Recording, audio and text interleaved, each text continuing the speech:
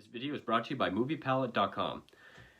Hey everyone, do you have a favorite movie that you would love to hang on your wall but you can't think of what scene or what poster to get? Well, now you can get the entire movie on one high quality canvas. With MoviePalette.com, you can get every scene from your favorite movie, or more specifically, the dominant color of every scene from your favorite movie in chronological order on a great high quality canvas. It also comes with a silver engraving of the title down at the bottom.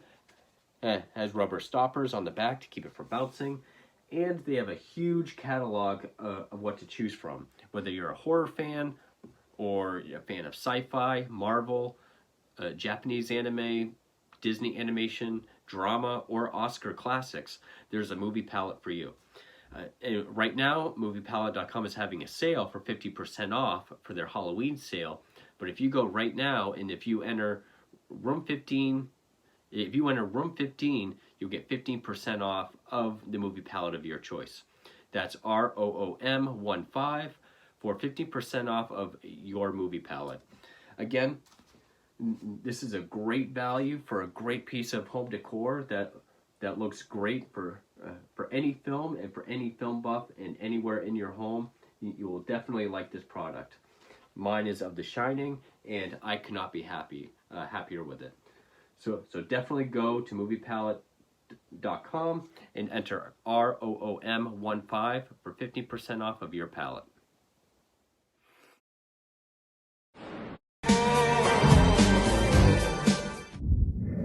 Hey horror fans, welcome back to Room 237, back with another review.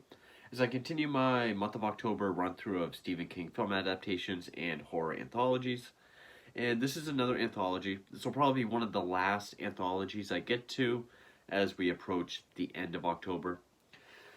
But this is another one that I don't own. I came across this on Hulu. And it's actually a movie I started a few months ago. I knew nothing about it. Even the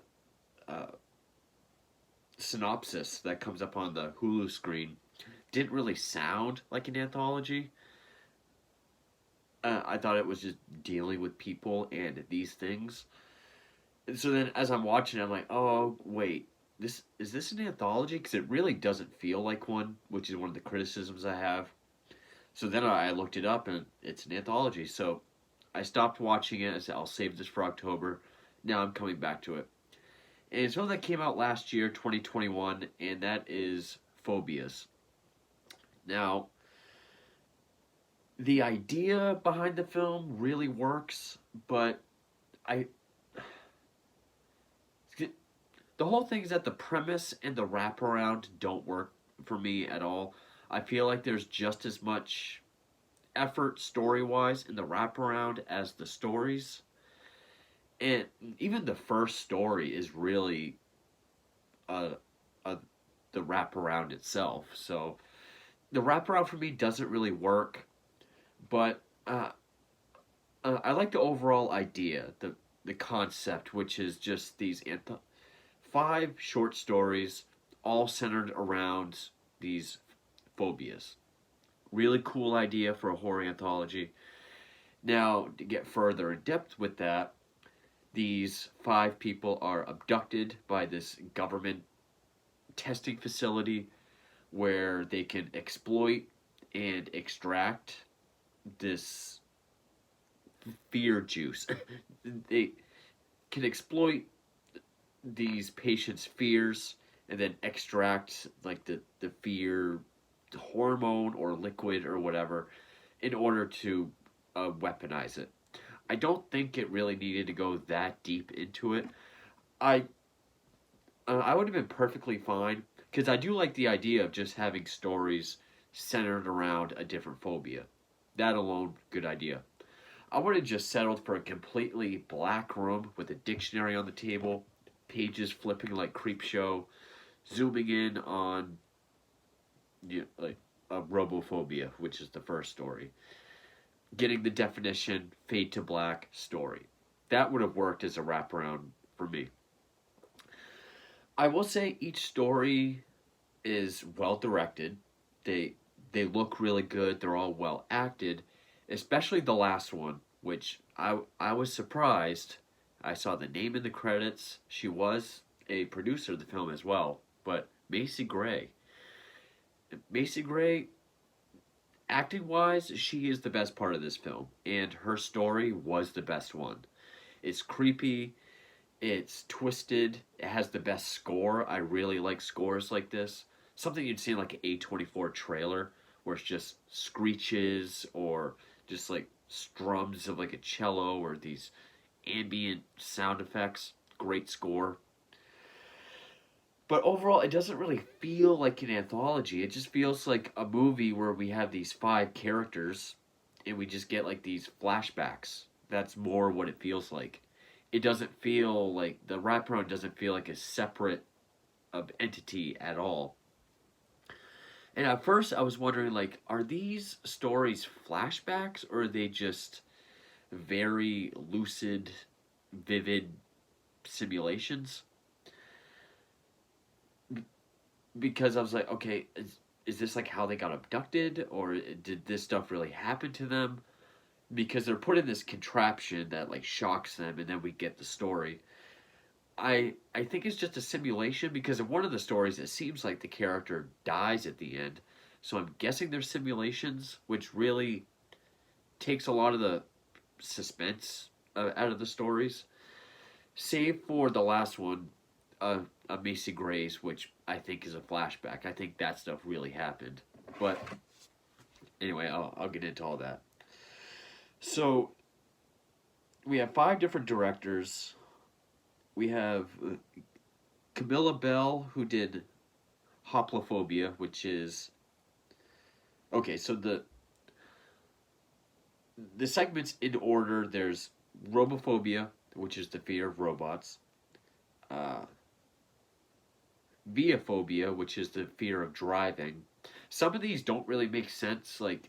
This would have felt more like the fear of cars, but I guess by definition it's the fear of driving. But the story makes it feel more like the car itself. Uh,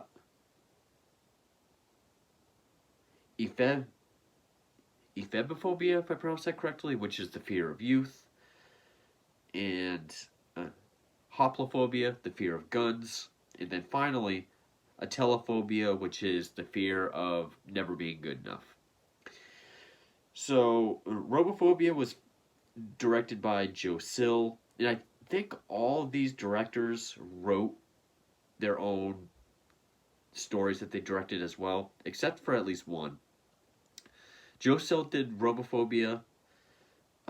Chris von Hoffman did Phobophobia. Marite Lee Go did Viophobia. Camilla Bell, Hopophobia, and Jess Varley, Atelophobia. And also, she directed the wraparound, which is just called Outpost 37, which is where it takes place. And I think the only one that has a different writing credit would be Broderick Engelhard, who wrote Viophobia. Other than that, the directors wrote their own segments. The music was done by Jacques Brotbar, if I pronounced that correctly. And I didn't really recognize anyone in the cast, save for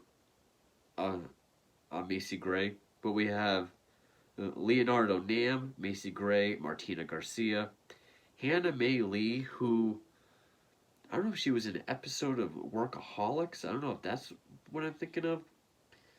Pitch Perfect, The Babysitter, Phobias, Sound of Violence.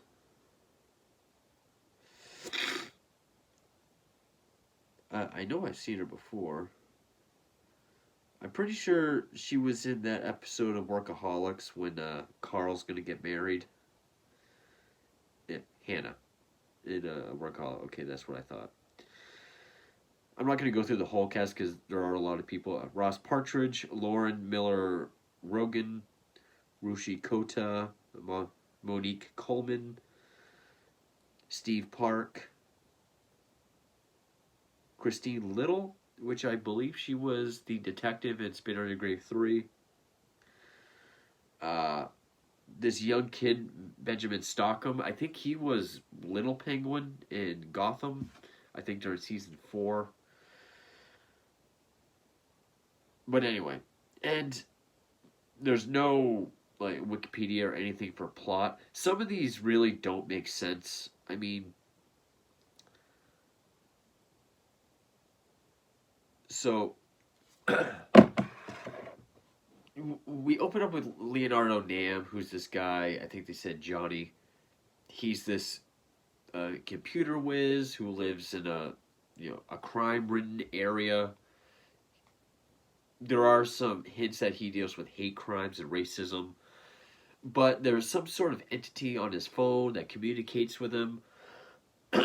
He kind of befriends it, almost like that Joaquin Phoenix movie.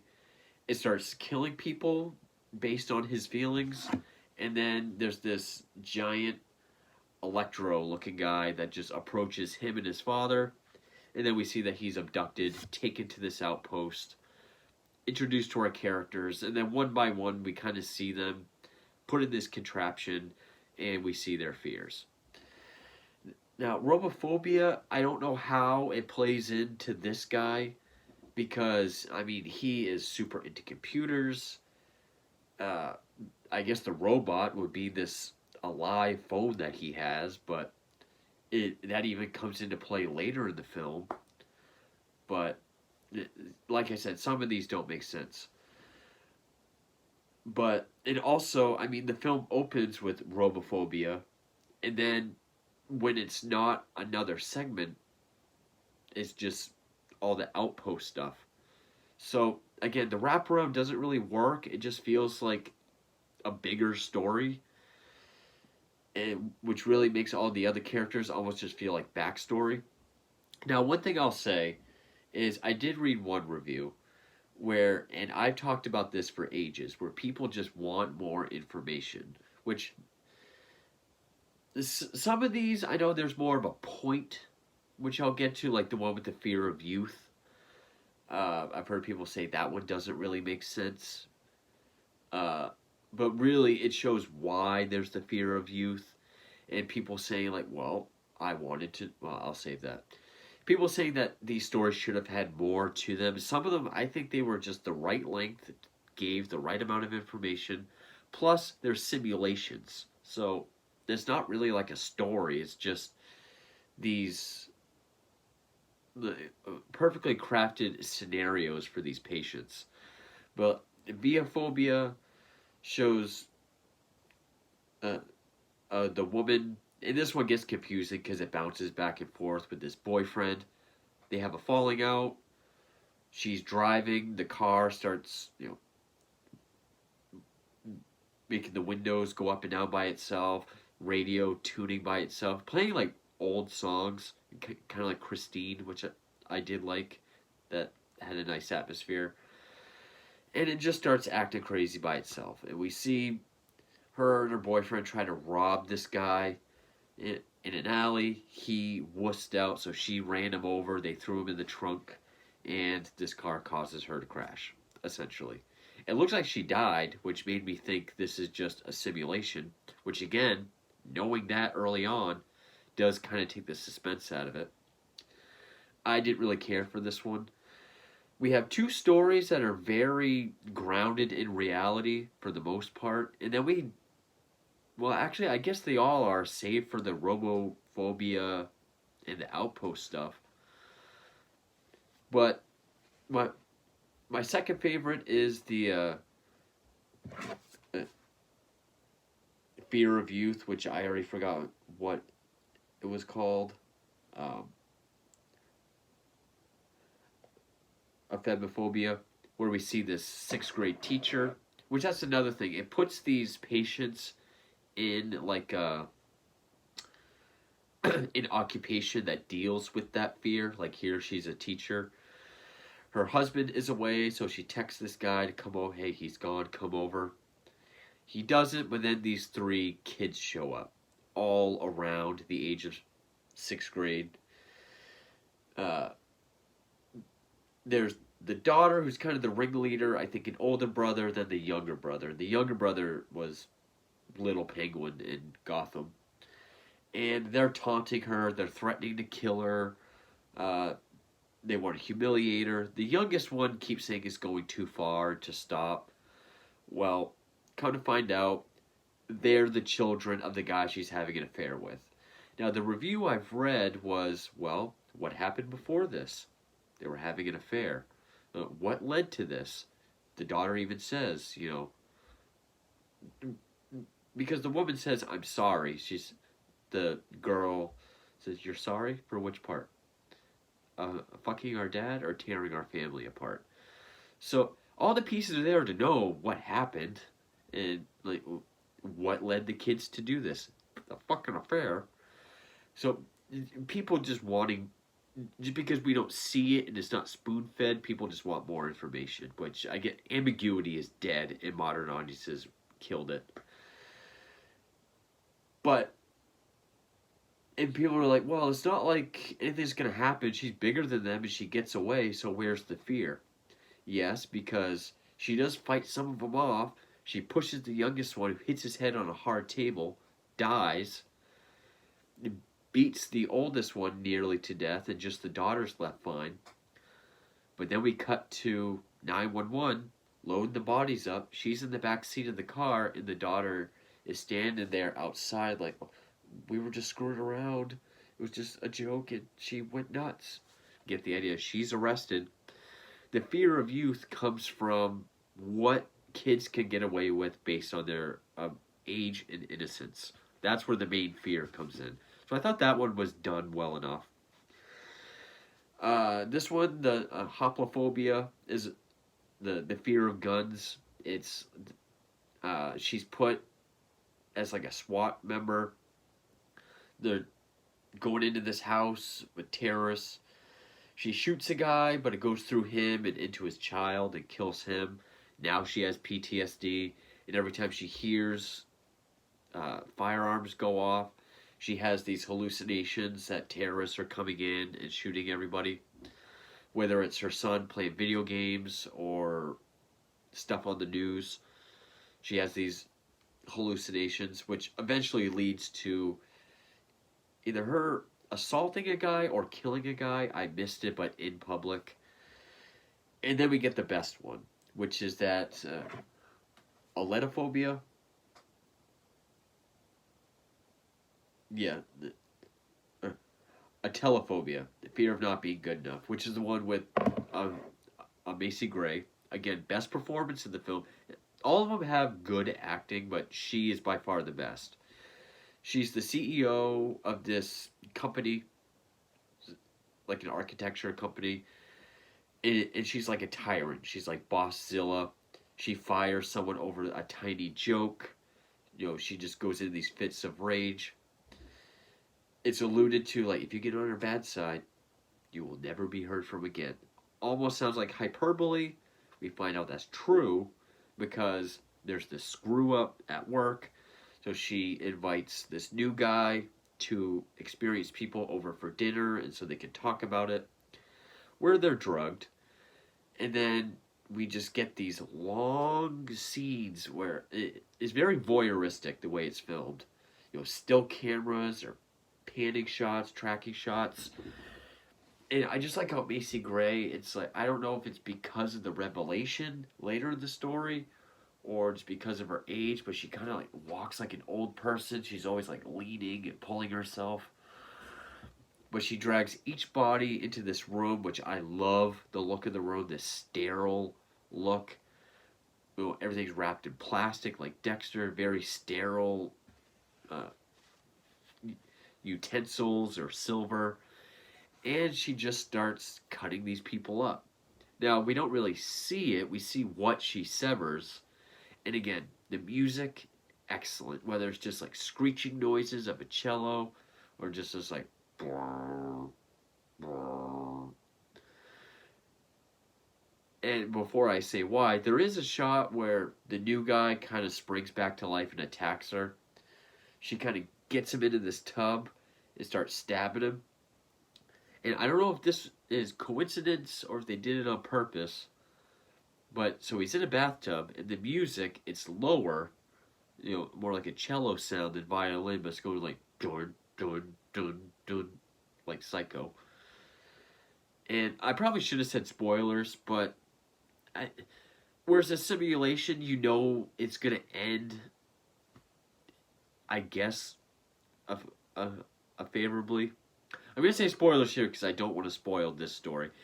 This is the only one I could say this could have been a movie. This could have been its own feature length film, and I would watch it as long as it was directed the same. Macy Gray, same score composer. The fear of not being good enough isn't just work related, but we see her take her gloves off, and of course Macy Gray's African American, but we see like two white fingers. Well, first we see her cutting something on her face, and there's all these pictures or sketches all over the wall of like eyes and anatomy.